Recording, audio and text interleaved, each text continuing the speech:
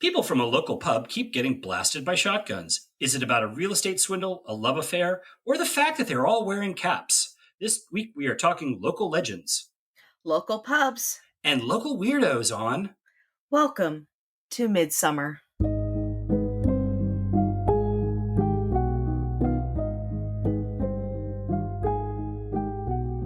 Hello, and welcome to Midsomer, the podcast where we dissect all the mysteries, the murders, and the many weird things about the long-running hit TV show, Midsomer Murders. I'm your host, Eric Buscher, and with me, as always, is my co-host, Eileen Becker. Hey, Eileen. Hey, Eric. Today we are talking about the Maid in Splendour, the 5th episode of the 7th season. It originally aired January 25th, 2004, and was directed by Richard Holthouse and written by Andrew Payne. Let's jump into it. Spoiler warning, we will be discussing the events of this episode, including the identity of the murderer. So if you haven't watched it yet and don't want to know who done it, pause this and go watch it. We will still be here when you get back. I know the victim. I was in the Maid only last night. We open in the woods surrounding the village of Midsomer Worthy. It's a dark night, and an unknown man in a jaunty cap arrives at a slightly broken down cabin for a romantic rendezvous with a young woman. Neither of them are aware of a shadowy figure holding a shotgun watching them hugging and a-kissing inside their love shack. Cut to a busy night at village pub, the Maid in Splendour. The front half of the pub is more upscale, serving well-to-do customers. In the back is a snug bar hosting the more colorful local alcoholic weirdos. The pub was originally owned by Michael Bannerman, a charming octogenarian who still likes to chat with the patrons when he's not mourning his deceased wife and drinking secret scotches. Michael's charmless and ambitious son Stephen is the new owner. Working at the Maid is Audrey Monday, who has a close relationship with Michael, her daughter Bella, our woman in the love shack, and Jamie Cruikshank, who can't get Bella to go out with him. Oh, and local coroner Bullard is a regular there. Jamie believes that Bella is having an affair with local real estate agent Lawrence Haggard and heads to the cottage in a jealous rage to catch them in the act. Instead, he catches a shotgun blast to the back. In the morning, Barnaby and Scott find Bullard at the scene, who conveniently fills them in on Jamie's backstory. Jamie's mom is devastated, but Papa Clive is more concerned with Haggard's attempt to buy him out of his gas station like he's done with others in the village. Barnaby and Scott head to the Maid to investigate, where everyone appears shocked at Jamie's murder. A broken-up Michael relates the legend of the Maid in Splendour, who waited for her lover to come back from the war. When her knight returns, he is broken down and aged from fighting, and chooses to kill himself rather than burden his hot young maiden. She then kills herself to join her dead love. This is what's known in the biz as foreshadowing. Outside the murder scene, weird old drunk Benbow pockets some discarded shotgun shells. He then heads to the snug bar where, like any good citizen, he tells absolutely no one and proceeds to get ripped with his friends, who include Clive Cruikshank. Stephen comes in and buys everyone around to celebrate that he's destroying the snug bar and kicking them to the curb. Clive doesn't take this well and pulls a shotgun. Luckily, Michael talks him down. At the autopsy, Bullard tells Barnaby that Jamie was killed with birdshot. Oh, and that everyone in the village loves Michael and hates Stephen. And there was this one time when he thought he saw Stephen and Bella kissing, but don't say you heard it from me. The detectives try to find the murder weapon, but surprise, everyone in that town owns a damn shotgun. Barnaby meets with Haggard and learns that Stephen has been his source for village insider knowledge. That night, Stephen sneaks off from the pub to meet Haggard to secretly sell the pub. As he rounds a corner and says the phrase that pays, "What are you doing here?" he gets shot in the chest. And that's the first half. I think this is like I think this is kind of our first real, I would call them the bread and butter episodes of Midsomer Murders, in that it's not too out there. It's a pretty standard, whodunit. There's no real, crazy murders. There's no, it's kind of immemorable, not unmemorable in a way. What do you think, Eileen? I think it's a good standard episode. Like you said, it's very typical. It's the village life. It's a typical theme of the new money coming in and transforming a village, and the struggle between that and the people who've been there for a long time. There's a bit of a class struggle involved, which is very typical. It's not a very overt one, but it's still there. Yeah. And like you said, there's nothing weird. There are no real Rainbird type characters to it. Benbow is probably the most outstanding character as far as memorableness. Yeah. And I mean, he is great. But he's a fairly minor character in this grand scheme of things. Well, I mean, I think it says a lot about the episode that watching it again for this podcast, I had forgotten who done it. I had forgotten what the motivation was. So I think that's, for me, is just like, yeah, it's a passable work. Yes, it gets the job done. I just like, if I just want to watch like a simple whodunit, try to figure it out, this works. Yeah, it has all the elements and it works. Yeah. Since this is our first time visiting, let's get a little tourist info on Midsomer Worthy. Midsomer Worthy. It's also the setting for Written in Blood, which is the second episode of the series. It's also the setting for Strangler's Wood, A Worm in the Bud, Death and Dreams, The Green Man, which is a great episode, by the way, Down Among the Dead Men, and Death in Chorus. It's home to a writers group, a competitive chorus, a serial killer, and a group of very creepy murder kids. No murder since Series 9, though, so possibly because everyone died or left town in fear. Or maybe they just really transformed that town with all that new money. Everyone's just getting too ripped at the pub to murder. Since much of the episode centers around the Maid and Splendour, which is at least at the start of the episode, a very typical British pub. Eileen, we're going to talk a little about pubs in what we like to call Eileen's History Corner. Okay, let's delve into it. In Britain and Ireland, pubs function as the center of village and neighborhood life. There's something almost sacred about them, as we see many scenes in pubs during the course of the show. Yet this is the only pub-centric episode, and both murders take place away from the pub. Let's face it, pubs seem much safer than, say, churches, village fetes, all that kind of stuff. Pubs have a bar as well as tables, and classic pub grub is often served. Hearty traditional dishes such as Scotch eggs, bangers and mash, toad in the hole, which is a weird name for something, fish and chips, shepherd's pie, the ploughman's lunch, and a classic roast served with Yorkshire pudding. So how did pubs come to be? The earliest drinking establishments were run by the Romans, who brought with them their taberni in the 1st century, building them along famous Roman roads to serve wine to thirsty travelers. Obviously, the word taberna is where we get the word tavern. Villages often sprung up around these taverns, and the locals would use them as a place to get away from home and work. They became village community centers where people could discuss politics, farming, and family life, which you definitely see in this episode. British women brewed ale at home when they had extra grain, and the taberni soon became alehouses. These taverns and alehouses provided food and drink, while inns also provided accommodations. Collectively, these became known as public houses. In 1552, an act was passed requiring innkeepers to have a license in order to run a pub. At that time, there was about one pub for every 200 people in England and Wales. Beer and ale remained the staples, though cheap imported gin and brandy became popular in the early 1700s. This coincided with the age of the stagecoach and the highwaymen. Stagecoaches heightened the class distinctions, which was reflected in the public houses as well, which were often divided into small rooms to cater to different classes, hence the snug.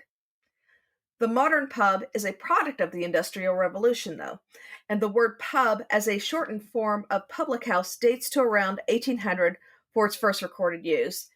As people flooded into urban centers for factory jobs, urban pubs sprung up, no longer tied to travelers. As in the villages, they provided community meeting places as well as entertainment and a haven from overcrowded tenements. Like the gin houses, they were known for their rowdiness and drunkenness. The food was basic but affordable, the beer brewed in industrialized breweries. In the early 1990s came the gastropubs, just like in the US, which were higher-end pub with fancier food and a return to small batch brewing. Pubcos, which are chains of pubs, also started buying up local pubs. Some branded the pubs to create a uniform feel to them, while others left the pubs as they were while infusing them with much-needed cash, as is referenced in the episode.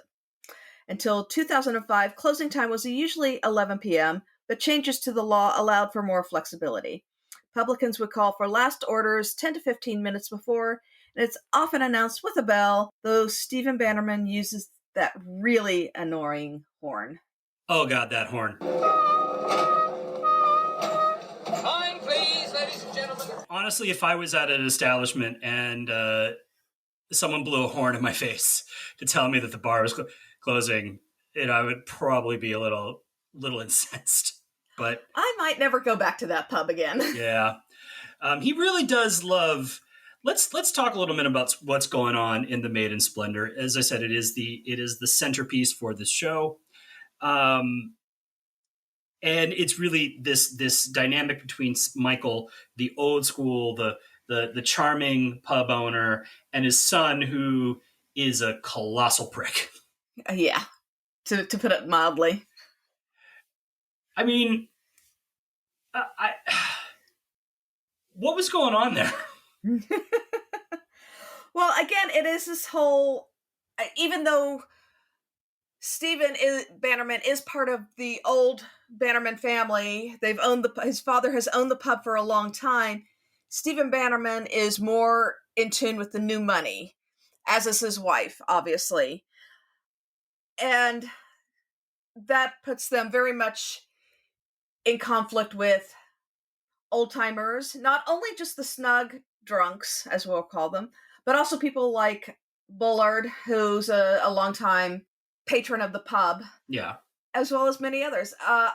As you see the changes to the pub into a more higher end restaurant, you can see that it's not going to be the neighborhood place where people go on a regular basis. It's going to be a place where the tourists come, or maybe somebody from outside of London is going to come for a weekend, or we'll get more people from Corsten to come. Yeah, a lot of people want to come to a place that has multiple murders for a weekend trip. I also thought it was just interesting was this, like, Stephen is so unrelentingly charmless. Yes. He is so awful.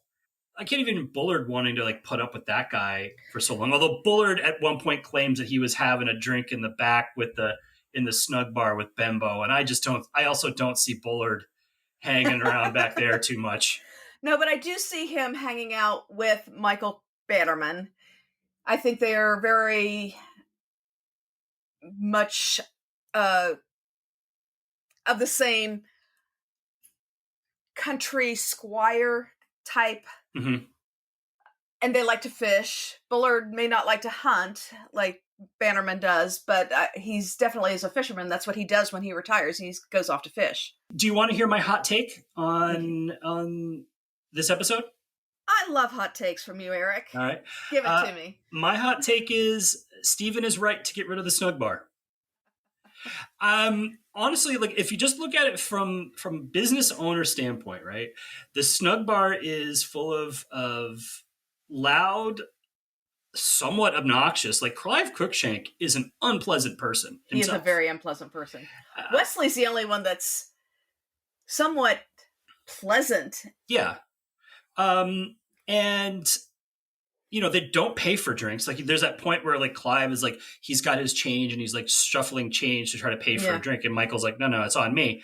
And I'm like thinking, well, yeah, why would you keep this bar that like, nobody really wants to go drink in because it's full of people that, yes, they are the classic colorful examples of English life, but nobody seems to really want to be around them. They're also all alcoholics. Mm-hmm. Again, nobody wants to really be around that. And it's not profitable. Meanwhile, that front end full of diners who are like, yeah, of course you're going to like, there's no reason to keep the snug bar except for, I guess old time sake. And maybe if Stephen was a nicer person, sure. But like, it also seems like, look, if it was my business and I was like, well, I'm losing money on a snug bar. And I'm making money on the front end. So why wouldn't I just extend that out and get more tables? I can get a higher turn.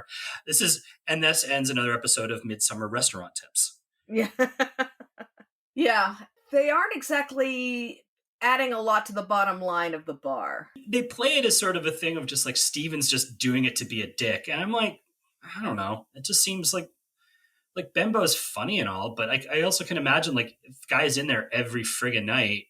Mm-hmm. you know, and it's just all he ever really says is like some weird drunk stuff and complains about work clothes. Yeah. I wouldn't want that bar to open to. Also, what is it about the idea that working in a pub as a server makes you fancy? It's a very maybe they're going to start calling them baristas.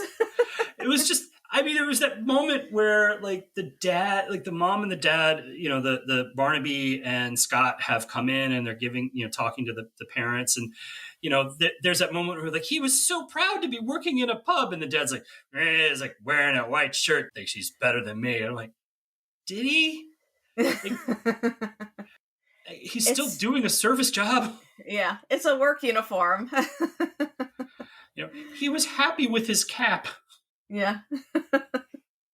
By the way, everyone who gets murdered in this episode is wearing a cap. And I had thought for a second, like, ooh, maybe it's a serial killer hunting people with caps.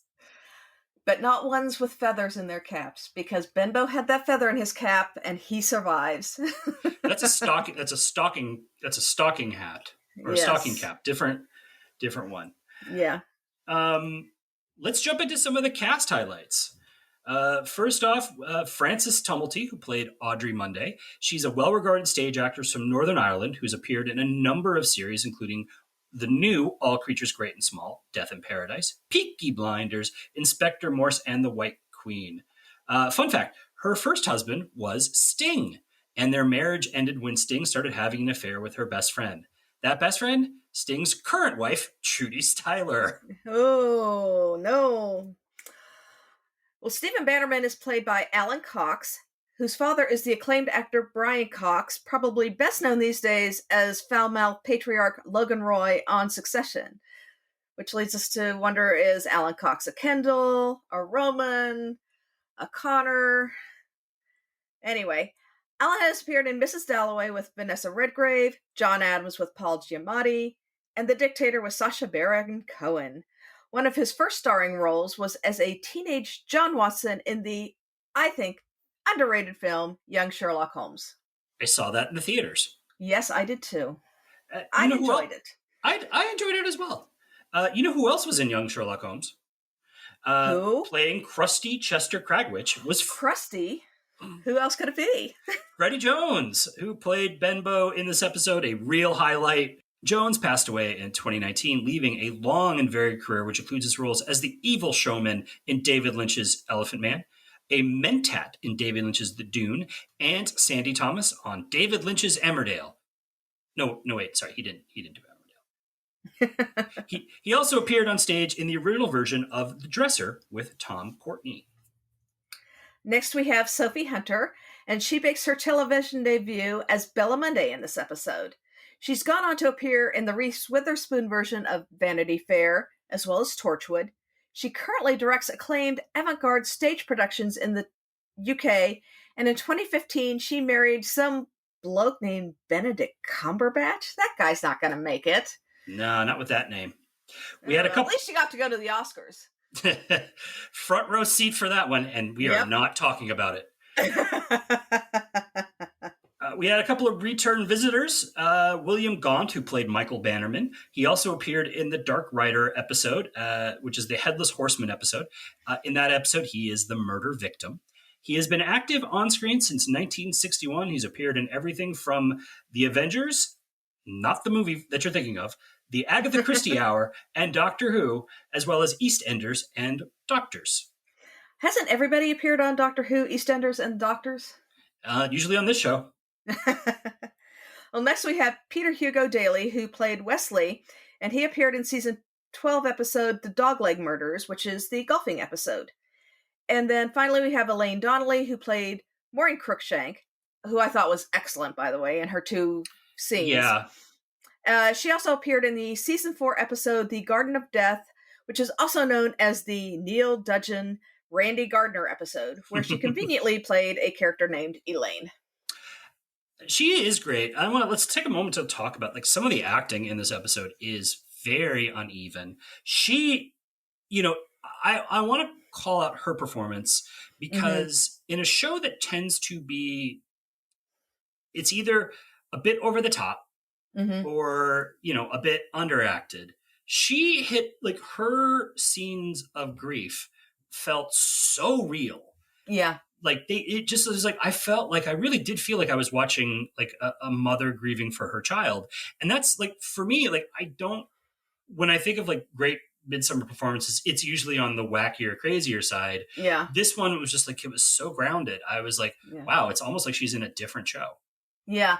It had an authenticity that you rarely see in really a lot of mysteries. You tend not to see that authentic outpouring of grief. People tend to either be very over the top with the grief that they're portraying, or they're underplaying it and doing especially in the British ones, more of a stiff upper lip kind of thing.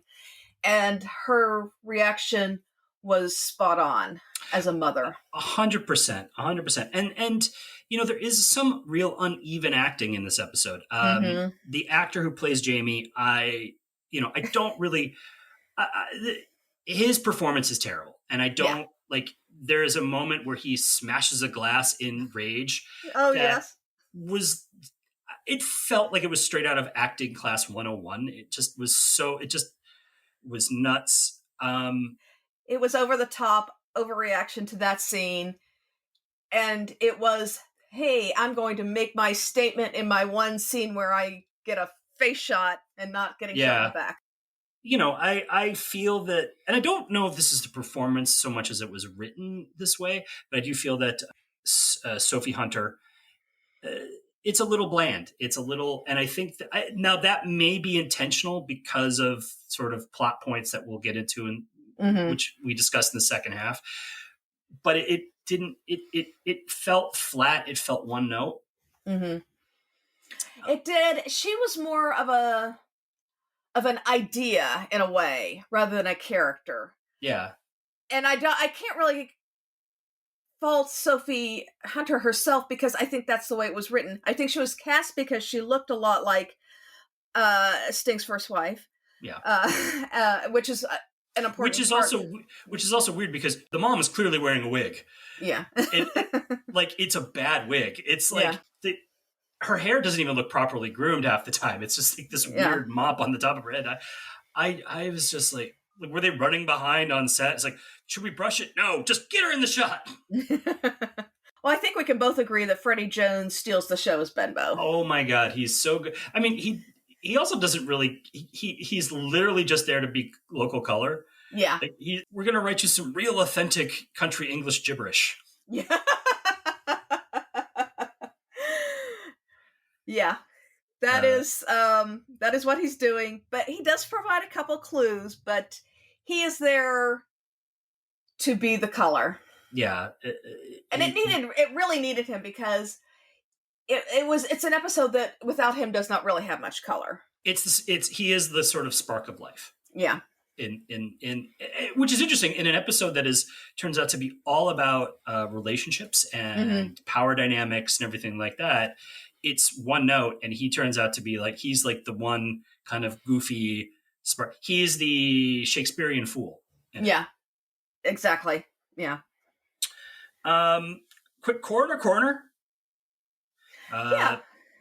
Bullard is very nice in this episode. We get a little bit of his off work life. Yeah. And seeing him at the bar, enjoying himself, the way he describes his conversations with Michael Bannerman gives more of a look into his private life, which we don't always get with the coroners. Yeah. I mean, I thought it was just like, he gives him more to do. Like, his job tends to be just sort of weird info dump and then guy who shows up at the end. It gave him, like, he had a nice moment at the top where, when they find the body, he it's one of the few times he's emotionally invested in finding the body. He knows this kid. It's, there's a tragedy to this. Yeah. And I think it's beautifully, that moment's also beautifully played. He gives him a little something to do that he doesn't always get to do on the show. That's true. No real strange kills in this episode, in a series known for its strange kills, unless you consider shootings in and of itself as strange for Midsomer murders, which they tend to be. handguns, if many people in the people in the UK obviously know this, but some people in the US may not know that handguns are illegal in Great Britain. But shotguns are legal for the purposes of hunting. They just have to be licensed. That's why there was that big thing of pulling in all the guns to check the licenses. Yeah. We do see hunting culture quite frequently in Midsomer Murders, but we don't see people shot. Yeah. And when they are shot, it tends to be with shotguns. It tends to be in the greater world of this hunting culture, because there aren't this plethora of not only handguns, but AK-47s and all the kind of stuff that we find so regularly here in the U.S. I mean, just a quick note for listeners: we are recording this after the shooting in New York, where I live. That you're aware of the context in which we are talking about this. It is, shootings are not prevalent on Midsomer, and I cannot recall off the top of my head a single handgun or any use of like an automatic weapon of any kind on Midsomer. It is in many ways genteel, old school murders, done with weird instruments every once in a while, but it never tends to be the glamorized shoot 'em ups that you do see in the U.S. or that historically you've seen coming from U.S. Detective or action shows. Yeah. So you want to talk about why a corporation is buying up the village? I feel like it's a historical. I mean, I feel like in the context of obviously the evil corporation buying up property or whatnot is a great red herring. And it is sort of like the corporation's evil kind of trope. It just felt here as like they never really kind of explained why would they be buying up Midsomer Worthy? It didn't we didn't get to see enough of Midsomer Worthy other than the Maid in Splendour and the gas station of just like, why do they want this village? This was filmed around the turn of the millennium. So one wonders, has there been within the last 22 years a buying up of English villages to turn them into tourist destinations? Because that looks like what is happening here. So are they doing this as a tourist draw for people to come in and spend a weekend or a week in a quaint English village, or are they buying these villages up as bedroom communities for London? They're outside the green zone around London, but that still makes them very desirable. Yeah, I mean, it just felt like. Also, I also was surprised that like for the whole thing of like freaking out about them buying up the village, a motivation was never floated that maybe these people are being murdered to stop. Yeah. To make the village undesirable, or maybe that's too Machiavellian for a Midsomer show. Yeah. It just was like, it just struck me as like, why would they want this village? And I was like, yes, come to scenic Midsomer Worthy, meet Clive Cruikshank. Nothing against Clive. He is really a horrible person. Everything against Clive Cruikshank. He's a terrible person. Come see scenic Benbow. Buy him a drink. Could be a draw. Benbow could be a draw. I have a feeling that Benbow may be an interesting conversationalist, but probably smells terrible. Yeah. Well, Midsomer Worthy's loss is Badger's Drift's gain. There we go. So we're going to take a quick break here and give you a moment before we dive into the second half, and we'll be right back after this. And we're back, so let's jump into the second half of The Maid in Splendour. No work clothes. What's that, Mr. Benbow, sir? No work clothes. What would you know about work clothes, you old stoat? You've never done a day's work in your life. No work clothes. At the latest crime scene, Barnaby learns about Haggard's plans to buy the pub and that D.I. Scott is a gross lech. Stephen's wife Lorna finally gets some screen time to say she knew nothing of the impending sale, and she's taking over the pub immediately to give it a modern makeover. She also plans to kick Michael out of the pub completely. Meanwhile, Barnaby finds an old hunting picture showing the Bannermans and the Mondays at the sex cottage. Scott takes Cully on a date to the Midsummer Film Festival, and it does not go well, mostly because he does not know the difference between Ingrid and Ingmar Bergman. Outside the theater, Scott ignores Cully completely when he sees Audrey Monday sneaking around the town. He follows her, abandoning Cully, and sees her kissing Michael over his wife's grave. Benbow visits the love shack and starts pouring gasoline on the mattress, gasoline on the hallway, in an arson attempt. Unfortunately, he is trapped because it's as hot as an oven and has to be rescued. In the cabin's remains, Barnaby realizes that Jamie was murdered because in the dark, his silhouette looked like Stephen's. They also find the initials MB and AM carved into the wood for Michael Bannerman and Audrey Monday.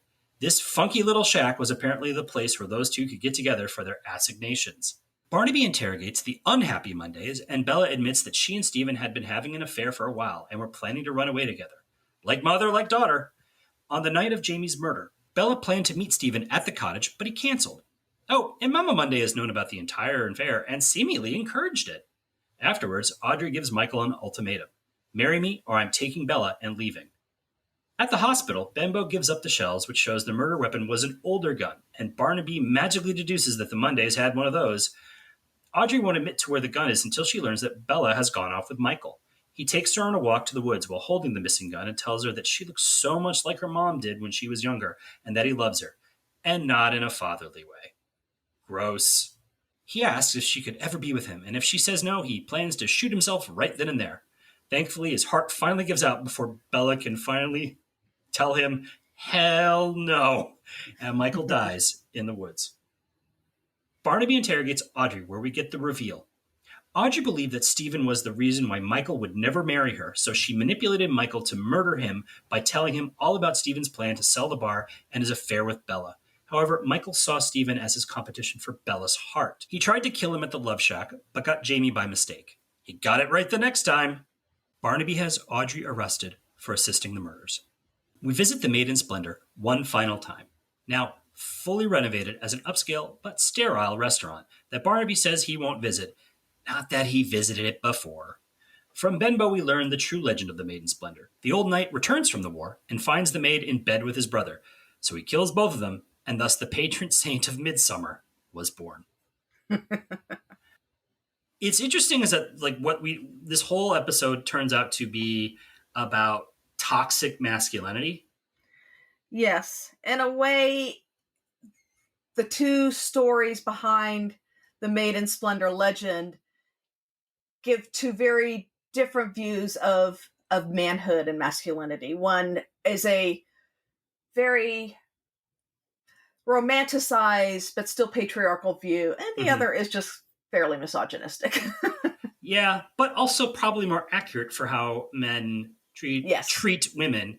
But also I think it's interesting is this episode is all about men trying to prove that they're not the beta cuck. Yeah. Yeah. It's like, Stephen against Clive, Michael against Stephen, Jamie against Stephen, Clive against the rich guy buying up property. Yeah. Even Barnaby with Scott, putting Scott in his place, talking down to him. And Scott at the end with how he treats, even Scott dishes it out at the end with how he just threatens Benbow for no reason whatsoever. Yeah. But watching it again, it was just it's just all guys trying to prove they're the alpha male. And so much of it is about trying to prove they're the alpha male for Bella Monday, for this idea of youth and beauty. And I mean, the really thing is as we said before, Bella is underwritten. What are her hopes and dreams? The most we know about what she wants out of life is she's just going to go off and have a kid with Stephen and run away with Stephen. It's, Audrey's whole thing is about trying to be with Michael. I want to be with Michael. And that twist of the knife at the end, it's Michael is sort of portrayed through this entire episode as, the lovable, he's the lord of the manor. Everyone loves me. He's got a kind word for everyone. But at the end of the day, Michael murders an innocent, feels no real remorse about it, murders his son, all to get a woman that is 60 years younger than him. And he's very manipulative about it all. Yeah. He is manipulating everybody, even though it's coming across in a very gentlemanly squire way. He has this view of who he is, and he wants everybody to kind of respect him for that. Yeah. And he wants Bella to love him for that. And his whole, if you don't love me, I'm going to kill myself, is the ultimate in manipulation. Yeah. And first of all, he even manipulates her to take off his shoe. Yeah. So he can do it. He can put the toe on the shot, which is so great. Like, in an episode full of really toxic men, it's the one who always seemed to be the kind. I think it's interesting because the one who seems to be the most outwardly nice, is the most toxic of them all. Yeah. Think about, and I think too about how he treated Audrey. He's had an affair with her, and he's told her that he loves her over the years, but he doesn't really love her. He's never loved her. It makes you wonder, like, did he even love his wife? Because he would do this to his wife for years, and then at the end of the day, he doesn't, like, when his wife passed away, and everyone's like, oh, he's going to finally marry Audrey, right? No, because he wants Bella. I mean, he just wants the younger model. Like, it's so gross. And I mean, there was an instant, like, honestly, like, as I said before, I forgot who the killer was. So when Michael is taking her out to, like, the woods and everything like that, I was like, oh, this is where he tells Bella that he's her father. And so when you get the turn of, like, oh, I've always loved you, it's like, Well, he has been a father figure to her, really. And as we know, incest is a fairly prominent theme throughout Midsomer Murders. So there is something incestuous about his love of her. And obviously, there's no way she's going to deal with that. No. Plus, he's old and she likes icky Stephen Bannerman. She has horrible taste in men. I just then she goes away with the skeevy developer. Because he had a nice car. But I mean, it's just like that thing with, like, Steve. First of all, why was Stephen, like, talk about, like, what do you think the sweet words of love Stephen used to woo her with was? Just like, I have a love shack in the woods. Just the most charming. The tin roof is rusted. Like, the most charm, like the thing is, Michael is charming. Like, Michael could have, like, if he wanted to seduce her, he probably could have charmed her into it. Yeah. Maybe.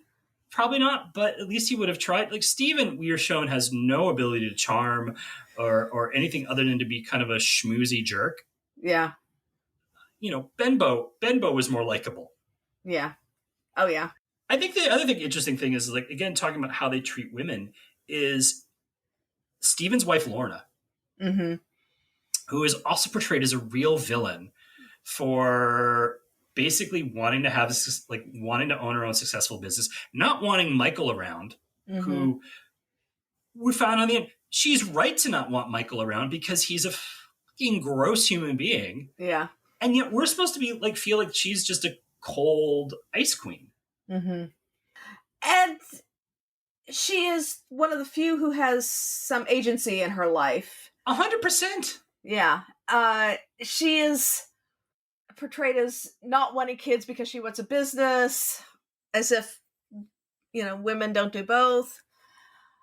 It's a very retro look at the idea of women in business, women who want to achieve success in business, that almost seems 20 years out of date in many ways. Yeah. By the way, also, did you notice that she also has a vague, like, in the facial structure and the hair to Audrey and Bella? Yes. There was definitely a look in this episode. Yeah. I just also, I feel like there was, like, that scene where, like, after Stephen's dead and she comes to kick Michael out of the pub, and Michael's like, oh, it was a bad day when my son married you. And I was just thinking, your son was a messed up human being, and it's clear it's because you raised him that way. It's like Michael is just so out of touch. I just feel like the character of Lorna was so, like, she gets one line in the first half. Yeah. And, like, I promptly forgot about who she was. There's that scene where Michael opens up his cabinet to get a secret scotch, and he looks over and there's Lorna staring at him, and I'm just like, who's that? She's not a presence in the first half of it. Yeah. You barely register her at all. Yeah. And then, like, I think her biggest crime is like she has terrible taste in how to design a pub. That pub, yeah, it was ugly. Yeah. It It was very bland. Yeah. Yeah. In an episode that was supposed to be about like toxic men, they just didn't really know what to do with the women. Yeah. But I want to hear more about Dinner at the Barnabys and that sort of stew. It's a sort of stew. Sort of stew. It's my favourite, Mrs. B. Come on, a sort of stew. All right, let's pop in on the home life. We get to see Dinner at the Barnabys. Scott seems very excited to come and steal like a free. Barnaby's incensed that Scott pops up for a free meal. Yeah. Why? Less that you have to eat. He's the only one who seems to appreciate Joyce's cooking. Which is a sort of stew. I mean, really, does he hate to cook that much that he subjects himself to them? What was the deal? Like, this is our first Scott episode. What's his freak? Like, he's walking around this entire episode acting like he is God's gift to women. Mm-hmm.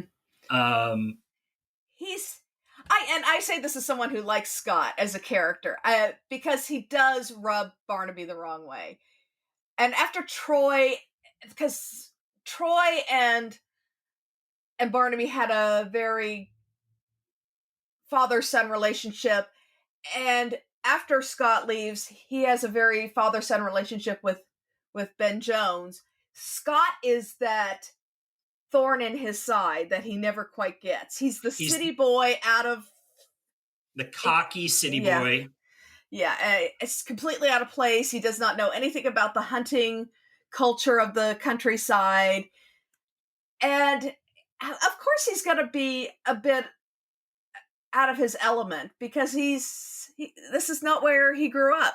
Over time, like there were the couple of seasons that he's on the show, he does sort of,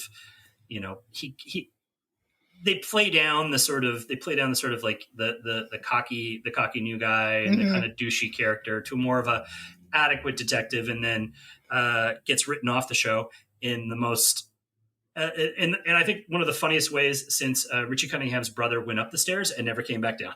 Yeah. I just want to know all about the sick leave policy of the Midsomer Police because it must suck.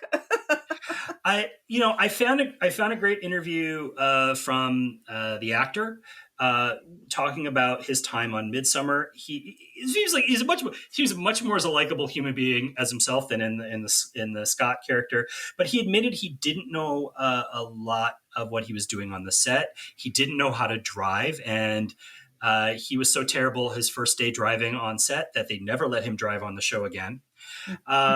He also says that after 2 years, he says that he lost his mind a little bit. He points out that the job of the sidekick is to be wrong in most cases so that the detective can be right. And he was just like, he figured like, well, why not just ask for a big pay raise? Thinking like, they'll just give him the money. Why not? But they didn't. So he walked.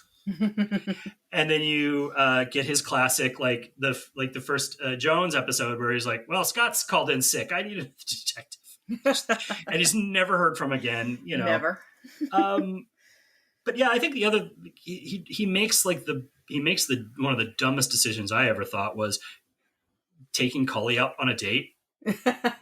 and then like looking real cocky to his boss, her dad, and you're like, dude, how dumb are you?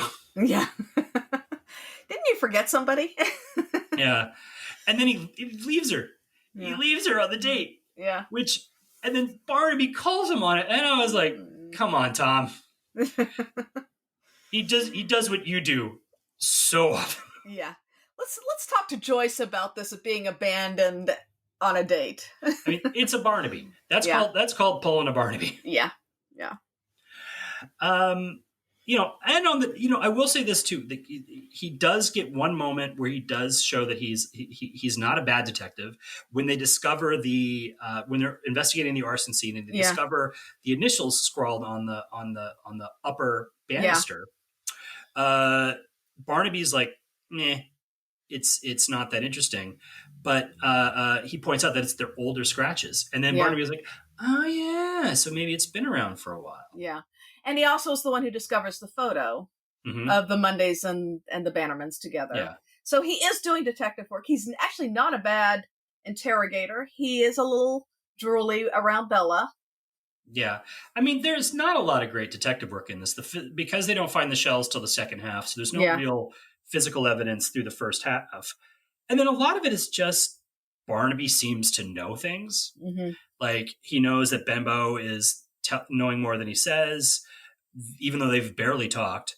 Yeah. He knows this is about a love story, even though there's like, goes out much further, even though there's no evidence of any of that. It's just like his cop's intuition is in overdrive. Yeah. Yeah. I would just want to talk about how Benbow is the world's worst arsonist because he cuts himself off completely from his means of escape. He pours gas on and he's not standing by the door to get out. So it's just crazy. He thinks that feather in his cap is going to save him. I don't know. I think he might have been drunk. He might have been drunk. Maybe. And they never actually explained why he did it, right? Like, there's just no, like, I guess it's supposed to be, maybe he's protecting Michael or whatever, but it's just some random thing. And also, just who names the people in this episode? We have a Benbow, you have a Crookshank, a Monday, which is just weird. I was like, we can make fun of Benedict Cumberbatch all we want, but his name is straight out of the Midsomer playbook. Yeah. And Bannerman, if you think about it, is a very much a squire's name. Yeah. Yeah. I thought the interest, and we talked a little bit about it before, but there's those two versions of the Maid and Splendour, both of which, again, sort of really, either one of these are a real charming. I guess the first one is that romantic myth, which is, I guess, slightly more charming. But when Benbow is like, that's not the real myth. But like everyone knows the real myth is this one about like he murdered his woman and threw her in the lake, or as you like to say, he chucked Girlie in the lake. Chucks Girlie into the lake. Now, that's what I call a happy ending. And Michael's version is very much the way Michael likes to see himself. He sees himself as the broken down old knight. Which, I mean, whose young love is still beautiful and young. And I think he's, the whole romantic notion of the woman jumping in after her old love has killed himself is very much in his manipulative, toxic worldview. Yeah. Lastly. Yeah, let's talk about this. So there's a quick, I mean, part of the episode takes place at what Cully calls the Midsomer Film Festival. And at which point she says there's an erotica section. One wonders if that was a joke, and maybe there wasn't, but hey, let's delve into this. She said it was sold out. But she did have her hold some tickets for her dad. I mean, I've been to a couple film festivals. I've never, and I've like, obviously there's many world famous film festivals. Never heard of one that has an erotica section. Like maybe Con, but so I was thinking that there's a number that at the erotica section of the Midsomer Film Festival, could have shown any number of films that could have taken their titles from a Midsomer Murders episode. So here is my top 10 Midsomer Murder episode titles that could also work as movie titles in the erotic section of the Midsomer Film Festival. Number 10, The Black Book. Number 9, The Dark Rider. 8, Sins of Commission. 7, Vixen's Run. 6, A Worm in the Bud. Yeah, that one's a little gross. 5, Things That Go Bump in the Night. 4, Sauce for the Goose. Ooh. Number 3, Not in My Backyard. Oh. Number 2, The Axeman Cometh. Of course. And number 1, Who Killed Cock Robin? And yet there's no Country Matters on your list, which is the only episode that comes close to being about erotica. And actually, if you know where the term of Country Matters come from, which is Hamlet, it's very dirty. Yeah. All right, let's wrap it up with our final thoughts. Season 7 is a strong season overall, and it has 2 of my favorite episodes, The Green Man and The Straw Woman, and it ends with the best Christmas episode, Ghosts of Christmas Past. But this one is, I think, like we said, it's very typical, kind of mid-range. It's got some nice things to it. It's got a little bit of grossness to it as well. But it's still a good but not outstanding episode. Yeah, it's solid. It's a B-. It's they did the work. It's like your assignment was to write a mystery. They did that. Yeah. You get a B-. It's not one of the greats and it's not one of the weird ones. Yeah. If I didn't have to watch it again for this episode, I probably would have. It's one I would just skip. So, but that's it. Yeah, right. That's everything we wanted to talk about. We want to thank everyone for listening to us. If you have anything you want to discuss about the Maid and Splendour or Midsomer murders in general, please feel free to email us at welcometomidsomer@gmail.com. Please send us your emails. We would love to be able to answer read some of your emails on the air, but you got to send them to us for us to read them. You can also find us at Welcome to Midsomer on Facebook, Twitter, and Instagram. If you like what you heard, please consider subscribing to us or rating and reviewing us in iTunes or your favorite podcast app. That really helps people find us. And just tell all your friends about us and just tell them about Midsomer Murders in general. If they're not watching it, they'll enjoy it. We're going to be back next month, and we hope all of you join us again. And as we take the road out of Midsomer, we want to thank you for listening and remind you that in Midsomer Worthy, inappropriate love can be murder.